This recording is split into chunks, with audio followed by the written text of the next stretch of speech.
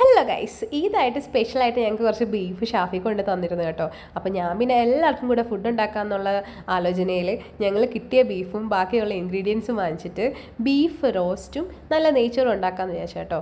അപ്പം beef roast ഉണ്ടാക്കാൻ ഞങ്ങളെ കുക്കറില്ലാത്തതുകൊണ്ട് കുറച്ച് കൂടുതൽ സമയം എടുത്തു. പക്ഷേ എന്നാലും വേണ്ടിയില്ല, അടിപൊളി ബീഫ് റോസ്റ്റ് ആയിരുന്നേ. പിന്നെ നെയ്ച്ചോറ് ഉണ്ടാക്കാൻ എനിക്ക് വലിയ മുൻപരിചയമൊന്നുമില്ല. മുൻപരിചയമില്ലെന്ന് വെച്ചാൽ ഒരു തവണ പോലും ഞാൻ ഉണ്ടാക്കി നോക്കിയിട്ടില്ല. പിന്നെ കുറേ റെഫറൻസും പിന്നെ ഇവിടെയുള്ള പരിചയക്കാരുടെ അടുത്തൊക്കെ ചോദിച്ചിട്ട് ചേച്ചിമാരൊക്കെ എന്നെ ഹെൽപ്പ് ചെയ്തിട്ടാണ് ഞാൻ നെയ്ച്ചോറ് ഉണ്ടാക്കിയത്. ബട്ട് നെയ്ച്ചോറ് ഉണ്ടാക്കാൻ നല്ല ഈസി ആയിരുന്നു. ബീഫ് ഉണ്ടാക്കാൻ കുറച്ച് കൂടുതൽ സമയം എടുത്തു. പിന്നെ നമ്മൾ നാട്ടിൽ അടുപ്പിലുണ്ടാക്കുന്നത് കണ്ടിട്ടുണ്ടല്ലോ, ആ ഒരു വിശ്വാസത്തിൻ്റെ പുറത്താണ് ഞാൻ ബീഫ് കറി നമ്മളല്ലാതെ ഉണ്ടാക്കിയത്.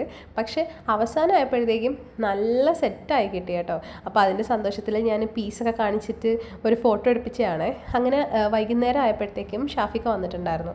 അങ്ങനെ ആഷിഫും ഞാനും മനുഷ്യേട്ടനും ഷാഫിക്കും കൂടെ നേരെ എന്തെങ്കിലും ഒരു നല്ല സ്പോട്ട് കണ്ടിട്ട് അവിടെ പോയി ഫുഡ് കഴിക്കാമെന്ന് പറഞ്ഞ് ഫുഡെല്ലാം എടുത്ത് വണ്ടിയിൽ വെച്ചിട്ട് ഞങ്ങൾ അങ്ങോട്ടേക്ക് പോവുകയാണ്. അപ്പം ഈ ഒരു സ്പോട്ടിലാണ് ഷാഫിക്ക് കൊണ്ടുപോയത്.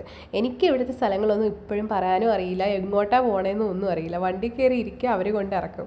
പിന്നെ ഈ ഒരു സ്ഥലം എന്ന് പറയുന്നത് സംഭവം ഇത് പണ്ട് ഭയങ്കര ഹാപ്പനിങ് പ്ലേസ് ആയിരുന്നു. പക്ഷേ ഇപ്പോൾ അത് അവിടെ സ്റ്റോപ്പ് ചെയ്തിട്ടുണ്ട്. ബിക്കോസ് ഈ ലോറികളൊക്കെ വരുമ്പോൾ മറിയുന്ന ഒരു സ്പേസ് ആണെന്നിത്.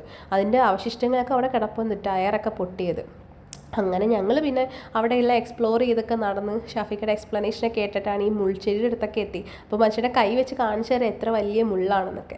അത് കഴിഞ്ഞപ്പോൾ നമുക്ക് ആർക്കും വിശപ്പ് സഹിക്കാൻ വയ്യാത്തവരായതുകൊണ്ട് പെട്ടെന്ന് വന്ന് ഫുഡെല്ലാം എടുത്ത് വിളമ്പി എല്ലാവർക്കും കൊടുത്തു കേട്ടോ. ഞാനാണ് എല്ലാവർക്കും സെർവ് ചെയ്തത്. പിന്നെ അവിടുന്ന് നമ്മൾ കാണുന്ന വ്യൂ ആണ് കേട്ടോ. ഏറെക്കുറെ എനിക്ക് തോന്നുന്നു സലാല ആ ഒരു ലൈറ്റ് ഫുള്ള് നമുക്ക് നൈറ്റ് കാണാൻ പറ്റുന്ന ഒരു സ്ഥലമാണ്. അങ്ങനെ ഞങ്ങളുടെ ഈദ് വളരെ സന്തോഷമായിട്ട് എൻഡ് ചെയ്ത് ഗൈസ്. അപ്പോൾ ബൈ ബൈ.